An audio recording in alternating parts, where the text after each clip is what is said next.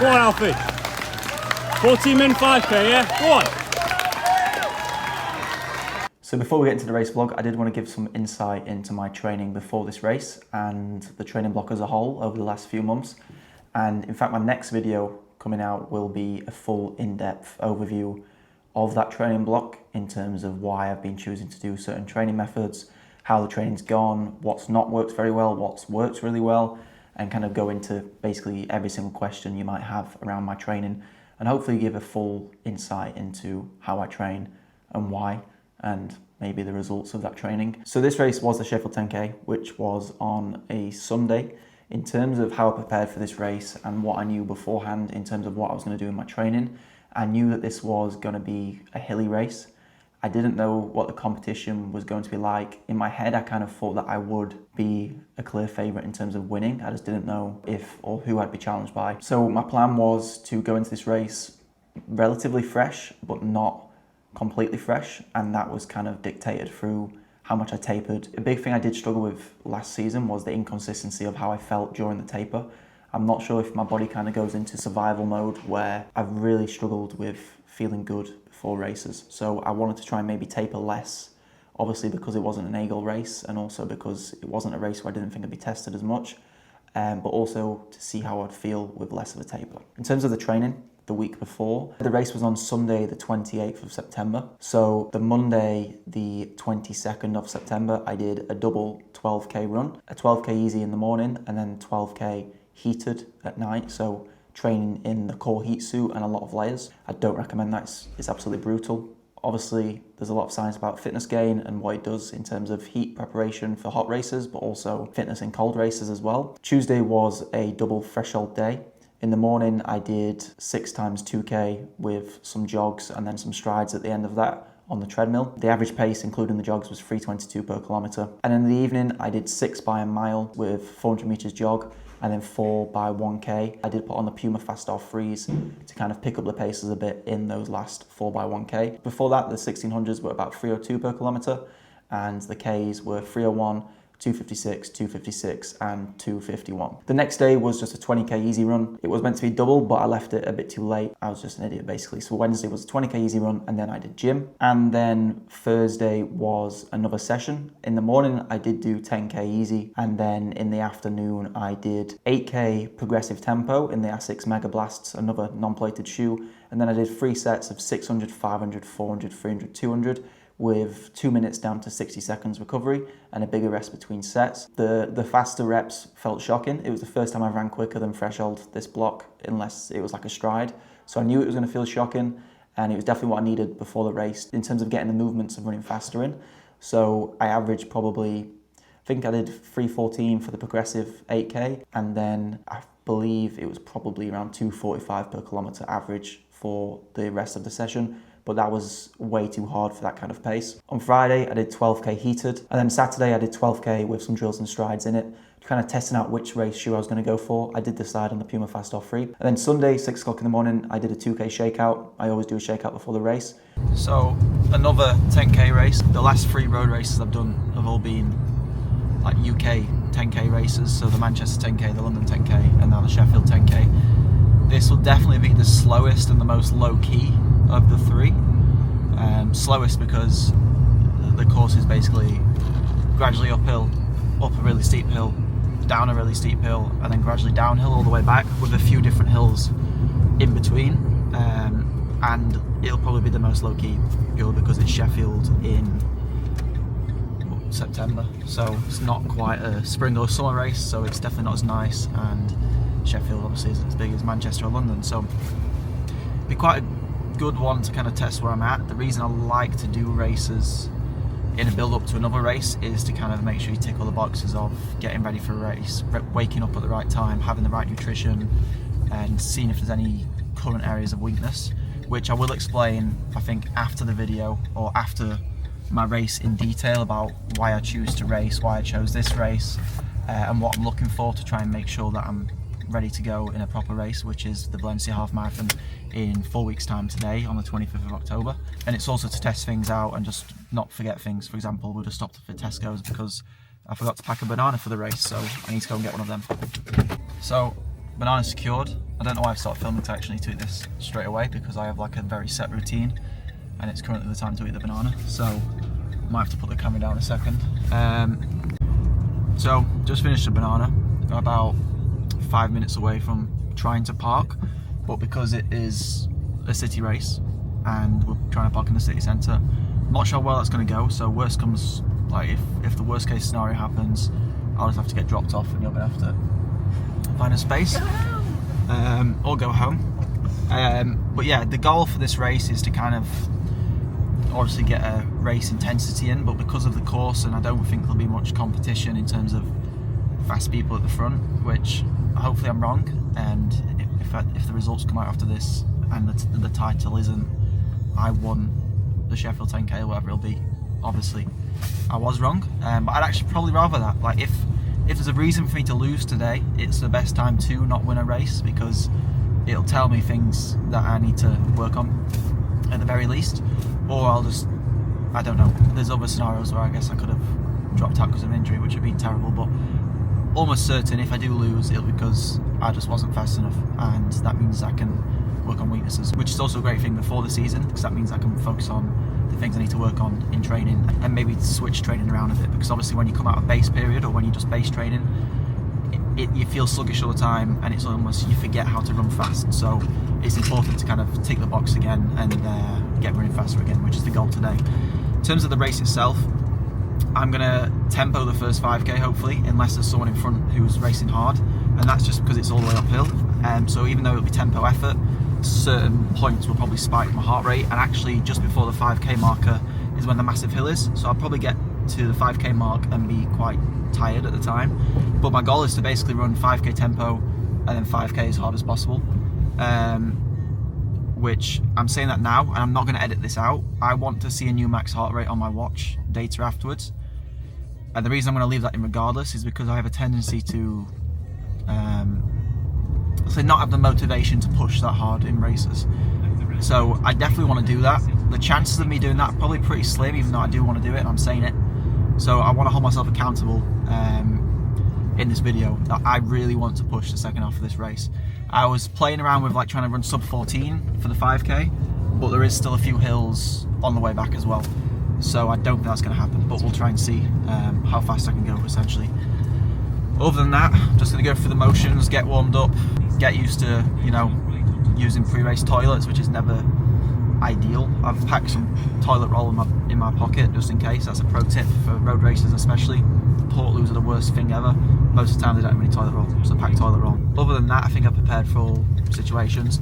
And yeah, in the UK it's kind of turned autumn, I think this week, and the temperature has dropped to it's probably dropped at least by 10 degrees. It's currently 11 degrees and it's raining, or that on and off rain, so it's pretty miserable, but it's completely different to racing in the summer.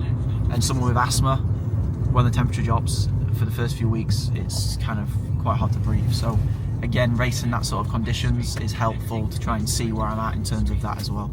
So I'm probably going to put the camera down now and give it to my lovely assistant, girlfriend, chauffeur, whatever you prefer, and then just kind of get warmed up and go through it. So another thing I wanted to mention before the race, even though I'll talk about it after as well, is that for the last few months, or maybe the year, like last few years, the way I feel on race day is very varied. So I'm trying to get to the bottom of why that is. And that just means doing things slightly different this week, so not tapering as much, or hardly tapering. Nutrition's been a bit different, sleep's been a bit different, and it's just trying to trial if there's a reason that makes me feel bad, because I've not really been able to get to the bottom of it. One thing I did notice that yesterday, even though I didn't taper as much, so there's no reason why, other than the fact I knew I had a race today, is yesterday I had the same feelings I always have, which is kind of like really drowsy and almost ill. So I'm starting to think that it's something subconsciously going on in my mind, where I'm like knowing I've got a race and then my body goes on some sort of self-defense mode or something, because I originally thought it was the tapering what did it, but because I've not really tapered this time, I'm starting to think it's just psychological, which is a bit of a pain, because I'd rather it be something tangible I could change instantly, but it's still helpful to know that maybe that's what's causing it, so then I can try and put in steps to change that. It's just trying to figure out how to change that, because psychological changes aren't as easy as just saying I need to taper less or I need to eat more or something like that. So just trying to figure that out. Saying all that, I might feel great today, who knows, but if I had to predict it, I'd probably expect that I don't feel amazing. I'd love to know in the comments how many people have eaten jelly or the energy chew while filming yourself in front of a city centre full of runners. I'm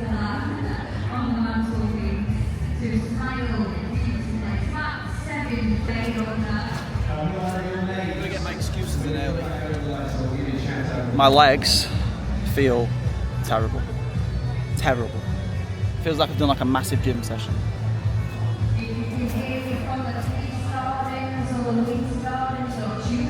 Hilly Sheffield Pants Shelter. Favourite charity. Trails. Go on, Alfie! Go on, Alfie! 20Ks. Go on!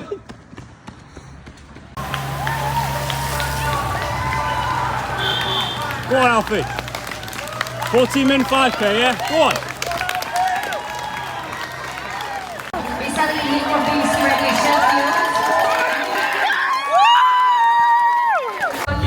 So, I ran 29.50. And the splits, well, first of all, it was 128 meters elevation, and the splits were 302, 309, 313, 319, 312, 233, 252, 233, 241, 246, and then I closed in 238 for the last like 70 meters because apparently it was a bit long. So I think I ran a 5k PB in the second half, but obviously it was downhill, so I'll put that on the screen. So the goal was to tempo out and then run hard back. I don't know if you can hear anything. It was hard to tempo up the hill, but it was a really good effort, so I'm pleased. Oh my god.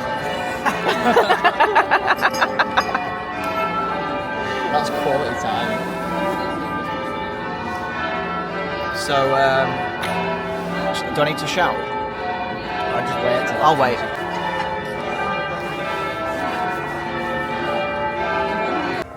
So, just finished the post-race meal. 2.5 hours after I started the race. Took a while to come, but body's not feeling the best because obviously it was uphill on the way out and then downhill on the way back, and it was quite steep downhills and steep uphills, and I absolutely sent the downhill. I didn't really think about the consequences of how my joints would feel, so don't feel the best. I did have like a full like debrief I wanted to do when I was sat down, and then the church bells came and made me forget exactly what I was saying. So I think this is going to be like a overview of the race when I get back, even if this might not even stay in. But very quickly, I said before that I wanted to see a new max heart rate, and I got to 195, which is one of the highest I've ever got. So last time I tested the max heart rate was about 18 months ago. It was 197 in a VO2 max test, and I'm a bit older, so obviously your max heart rate comes down a bit, so it's probably about as high as I could have got it, which is nice. And I think the last 5k, looking at my splits and trying to calculate, it was about 13:25, because I didn't stop my watch when I finished because I was too tired, so there was a few extra seconds there. So yeah, good effort, and then I'll just go for all the data when I get back, or maybe tomorrow, so I can give an update on how my body is. But it was great.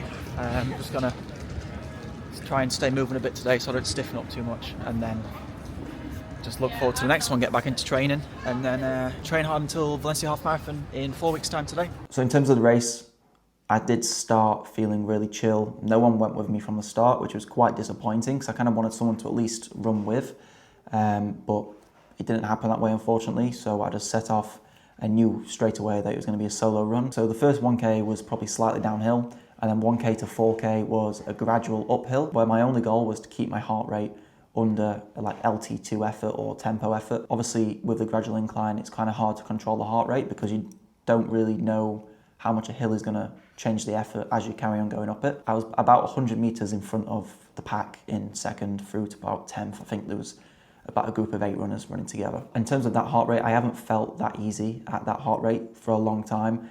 In some of my races last season, I was struggling to get above that heart rate when I was running near flat out. So the fact that I'm feeling fresh at that heart rate at the minute is a really good sign in terms of how I am in terms of overall fatigue, how prepared for this race, and also just kind of what my fitness levels are at the minute. And then as soon as I got to the top of the hill, I lapped my watch, which unfortunately for the splits throws it off a bit because it was at 4.8k into the race, and then I just completely just set off and just absolutely sent it from the start. At that point, I didn't really think about the consequences of the next day in terms of running that fast down a hill. My ankles were very sore, but after that there was actually an uphill again. So when I've posted my overall splits at the end of the race, people kind of think it was just like an uphill and a downhill. But I actually ran a 2:52 for the 6th K, I believe, because of the uphill. Do you know, when I'm running as hard as I can, a 2:52 is pretty slow, especially in comparison to the rest of the race. So that was actually a bit of a shock in the race. I knew we were running up this hill, but it was much harder to handle, which was a bit of a shame because I would have loved to have seen my splits if it was just purely flat or downhill all the way. But that hill had to kind of ruin maybe a sub 13 5k in the end, which obviously isn't actually a sub 13 5k because it was downhill, but I guess technically is in terms of GPS and distance. After that, the last 1k was uphill again, and I think that was around a 2:46 per kilometre. In terms of the effort I just put in at the end of a 10k, I was really happy with that because 2:46 is only just a bit slower than my 5k PB pace. So the fact that I was still doing that at the end of a 10k uphill, or slightly uphill, that was really positive. And in terms of the max heart rate, I did get a 195, which is kind of exactly where I wanted to be.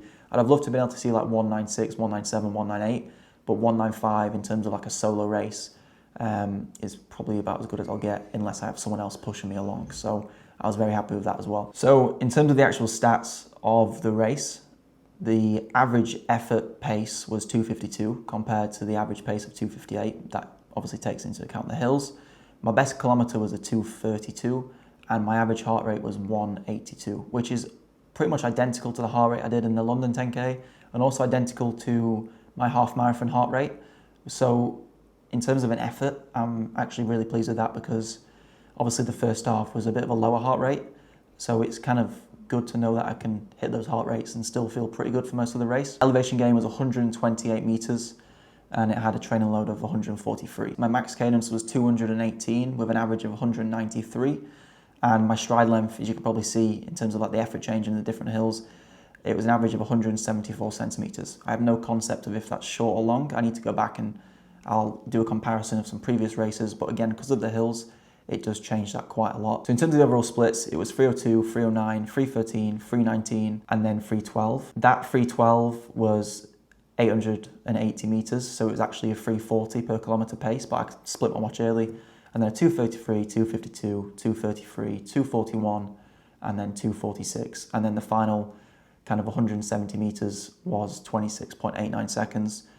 But I did forget to stop my watch, and that pace was apparently 2:38, but it was probably more closer to 2:30 because I didn't stop my watch in time. And also my heart rate progression was nice because it was kind of a gradual incline for the first half, and then you could kind of see a bit of a steeper change as soon as I picked up the effort, and then a gradual incline to the finish as well. So it was kind of perfect in terms of showing two halves of the race. So overall, I thought the race was really positive for me. I went in with the intention of maybe trying to run a sub 14 last 5k, and I thought at the end of a 10k, even with the changing of efforts, I thought I found that really tough.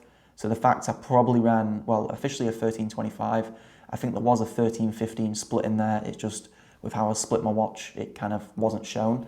But regardless of it, even though it was downhill or on flat for the second half, having my body run that fast was a real positive. And I do think now, filming this a week later, it has kind of progressed my overall fitness in terms of efficiency and mechanical fitness, meaning that I am running quicker now and feeling better than I was before a race. And I think that's one of the biggest benefits of a race is it kind of pushes the bar higher. I do a lot of quantity in training, and then I have a really big quality day or really hard day, which just kind of gets all systems firing, having my mechanics and cadence and power and everything like that higher than I would normally. And that kind of really gets your body fired up and then ready to carry through for the rest of the training. So it is currently 3 weeks out from Valencia half marathon, where I'm trying to run sub 62. Training's going really well, and hopefully by then I'll be in a more than good enough shape to run sub 62, and I'll be doing videos around that race as well, so make sure you stay tuned for that.